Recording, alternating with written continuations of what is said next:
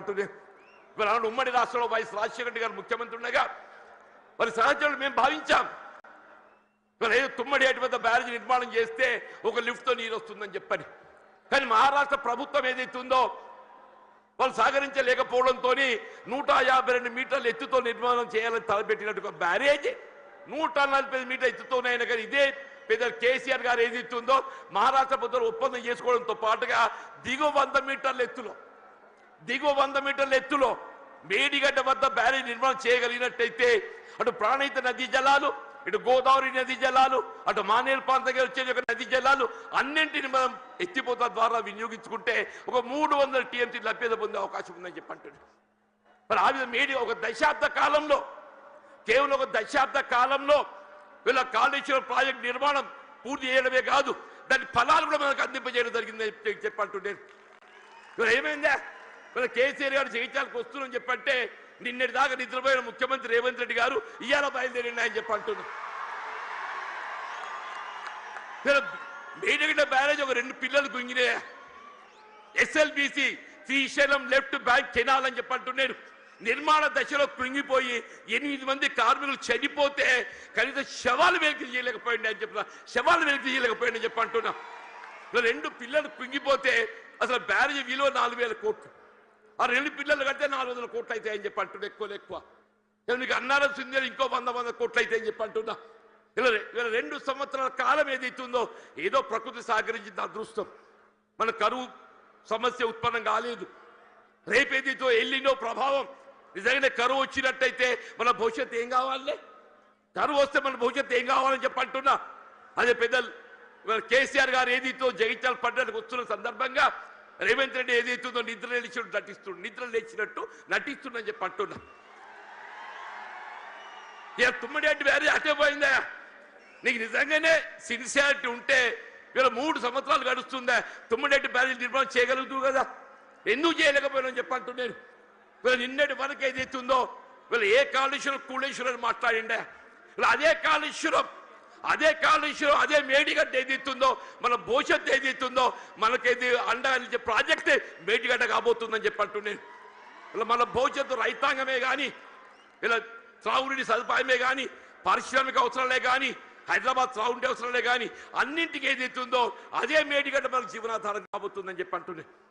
వాస్తవం చెప్పాలంటే ఇలా కేసీఆర్ గారి యొక్క విజన్, వారి యొక్క దూరదృష్టి, మరి తెలంగాణ రాష్ట్ర ఏర్పాటు సాధన కొరకు మరి ఉద్యమించిన నాడు కరీంనగర్ జిల్లా కేంద్రంగా వారు టీఆర్ఎస్ ఆరంభింపజేయడం జరిగిందని చెప్పి అంటున్నారు. అందరూ ఆశ్చర్యపోయిండు. ఇదేంటి అందరూ మర్చిపోయిన తెలంగాణ నినాదం ఈయన లేవనెత్తుతుందని చెప్పారు. ఒంటరి పోరాటం ఆయన ఒక్కడు బయలుదేరితే యావత్ తెలంగాణ సమాజం ఆయన వెంట నడిచిందని చెప్పి అంటున్నారు. యావత్ తెలంగాణ సమాజం ఆయన వెంట నడిచి తెలంగాణ సాధ్యమైందని చెప్పి అంటున్నాం. అదే తెలంగాణ రాష్ట్ర నిర్మాణం కొరకు ఏదైతుందో దశాబ్ద కాలం పాటుపడ్డారు. ఇలా కాంగ్రెస్ వచ్చి ఏదో మేలు చేస్తా చెప్పి అనుకున్నామే, అది పక్కన పెట్టిండే. ఇలా తిరోగమన చర్యగా ఏదైతుందో తిరోగమనం పడుతుంది. మళ్ళీ తెలంగాణ రాష్ట్ర పునర్నిర్మాణం కావాలని చెప్పంటే కేసీఆర్ గారి యొక్క నాయకత్వం మాత్రమే తెలంగాణ రాష్ట్రాన్ని పునర్నిర్మాణం చేయగలుగుతా చెప్పంటున్నాను. మీరు ఎక్కడ ఏ పల్లె కనపడి చెప్పిన ఒకటే నినాదం వస్తుంది, రేవంత్ రెడ్డి పోవాలి, కేసీఆర్ గారు రావాలి. ఒకటే నినాదం, రేవంత్ రెడ్డి గారు పోవాలి, కేసీఆర్ గారు రావాలి. కాంగ్రెస్ పోవాలి, బీఆర్ఎస్ రావాలి. అంటే ఏంటి? ప్రతి పల్లె గుండెల్లో ఏదైతుందో ఇవాళ ఈ నినాదం కేసీఆర్ గారు ఇవాళ వస్తుంటే నిజంగా చెప్తున్నా మొత్తం కూడలని యువత ఉత్సాహం కేరింతలు చూస్తుంటే మళ్ళీ తెలంగాణ రాష్ట్ర ఏర్పాటు ఉద్యమ దినాలు గుర్తుకొస్తాయని చెప్పంటున్నా. ఆనాడు తెలంగాణ రాష్ట్ర ఏర్పాటు ఉద్యమ సమయంలో కేసీఆర్ గారు నడుస్తుంటే యువత కేరింతలు ఏ విధంగా ఉండేనో ఇవాళ కేసీఆర్ గారు జగిత్యాల పర్యటన ఏదైతుందో మళ్ళీ అదే కేరింతల ఉత్సాహం యువతలో కనబడుతుందని చెప్పంటున్నాను. అదే కేసీఆర్ గారి యొక్క నాయకత్వం తెలంగాణ రాష్ట్ర పునర్నిర్మాణానికి మనకి ఏకైక నాయకత్వం కేసీఆర్ గారు అని చెప్పక తప్పదని చెప్పంటున్నారు. ఇలా వారి ఆధ్వర్యంలో పనిచేసే అవకాశం నాకు లభించడం ఇలా వాస్తవంగా ఇద్దరం కూడా ఈ ఒకరి పట్ల ఒకరో అభిమానం కలిగి ఉన్నామే. కానీ ఏదైతుందో కలిసి ప్రయాణం చేసే అవకాశం కొంతకాలం వచ్చింది. 2004-2009 మధ్య కాలంలో ఇద్దరం కలిసి ప్రయాణం చేసినాం, ఎన్నికల్లో కలిసి పోటీ చేసినాం. కానీ ఏదైతే వాళ్ళ కాంగ్రెస్ పార్టీ ఏ తెలంగాణ రాష్ట్ర ఏర్పాటు లక్ష్యంగా మరి ఎన్నికల ఒప్పందం కుదుర్చుకోవడం జరిగిందో ఆ తెలంగాణ రాష్ట్ర ఏర్పాటు ఏదైతుందో జాప్యం చేయడంతో కొంత నీరుగాచి పెద్ద చేయడంతో ఏదైతుందో వారు అనాడు కేంద్ర మంత్రి పదవి త్యాగం చేసి కేంద్రంలో మంత్రి పదవి త్యాగం చేసి రాజీనామా చేసి పార్లమెంటు ఉప ఎన్నికలు వారు వస్తే మరి కాంగ్రెస్ పార్టీ పక్షాన అసలు ఛాలెంజ్ ఇచ్చినోడు పక్కకు వేయండి అసలు ఛాలెంజ్ ఇచ్చినోడు పక్కకు వేయండి కేసీఆర్ గారిని ఎదుర్కోవాలంటే మామూలు విషయం కాదు కేసీఆర్ ఎదుర్కోవడం మామూలు విషయం కాదు అంటూ నేను అన్నాడు ఏదైతే ఇదే కాంగ్రెస్ పార్టీ నన్ను దొరకబట్టి ఆయన ముందు నిలబెట్టిందా నన్ను దొరకబెట్టి వారి ముందు నిలబెట్టిందని చెప్పి అంటున్నా నేను ఏం చెప్పాలి నా కోసం ఏం చెప్పాలని చెప్పి అంటున్నాను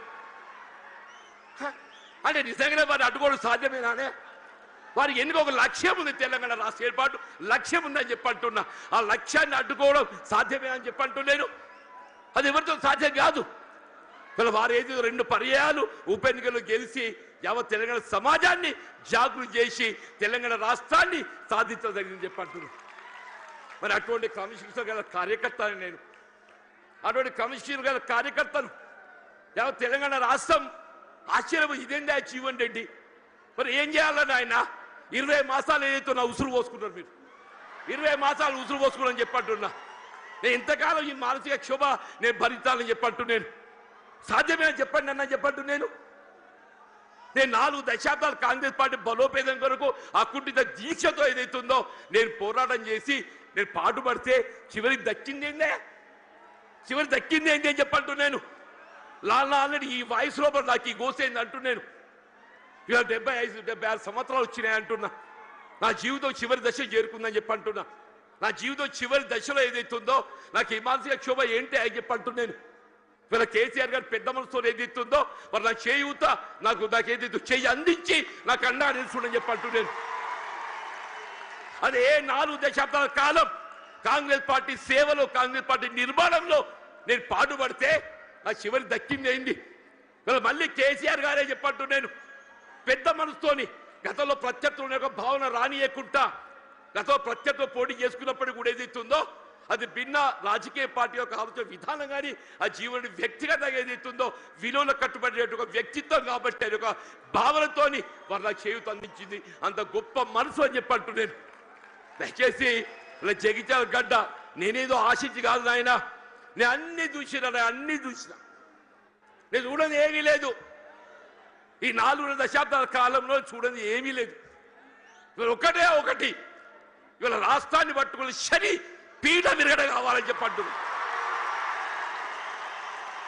ఒకే ఒకటి ఈ రాష్ట్రాన్ని పట్టుకొని శని పీఠ విరగడ కావాలని చెప్పంటున్నా ఆ శని పీఠ విరగడ కావడానికి కొరకు ఏదైతుందో కేవలం కేసీఆర్ గారి యొక్క నాయకత్వంతో మాత్రమే సాధ్యమవుతున్న భావనతో ఏదైతుందో ఇవాళ కేసీఆర్ గారి యొక్క నాయకత్వంలో బీఆర్ఎస్ పార్టీ చేరదొరుకుతుందని చెప్పంటు దయచేసి ఇంతకాలం నాకు అండగా నిలిచిందా మీరు నిజంగా మీ అందరికీ నా శేష జీవితం మీ అందరికీ నీ సేవ చేసి రుణం తీసుకోలేని చెప్పంటున్నాను వీళ్ళ కేసీఆర్ గారి యొక్క నాయకత్వంలో వీళ్ళ ఉమ్మడి